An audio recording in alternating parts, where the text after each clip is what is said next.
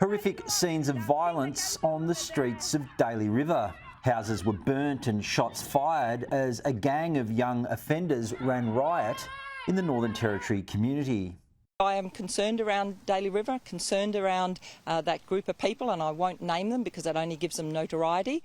Chief Minister Eva Lawler says the families involved in escalating riots need to take responsibility for their actions.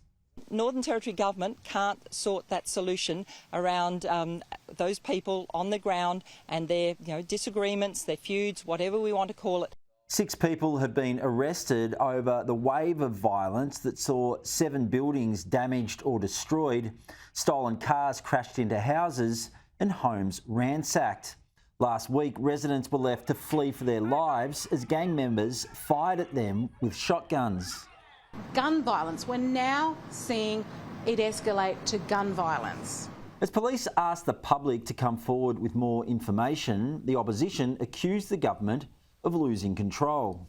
This is a government that has underfunded and under-resourced our police for 8 long years. It's a government that has weakened the laws and removed consequences for offending.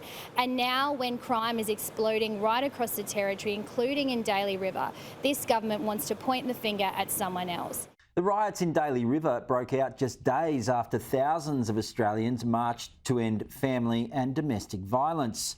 Shadow Minister for Indigenous Australians, Jacinta Price, has questioned why widespread destruction in an Australian town has barely piqued the interest of our federal politicians.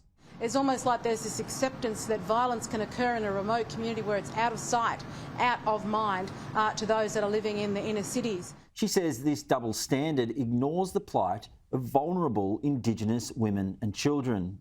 I think we'd see a pretty incredible reaction from the Prime Minister, certainly from a state government, if this sort of violence took place in a small town in New South Wales or Queensland or anywhere else in the country. Well, there's a sharp focus at the moment on the Daly River region. Many believe there's been a steady decline in living conditions for people in the Northern Territory's remote communities that's been happening for several decades.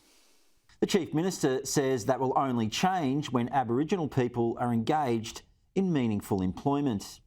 And she had a simple message for the warring clans in Daly River. Stop, get on with your lives, do the right things, get your kids to school, get a good education, get on a pathway to work. Matt Cunningham, Sky News.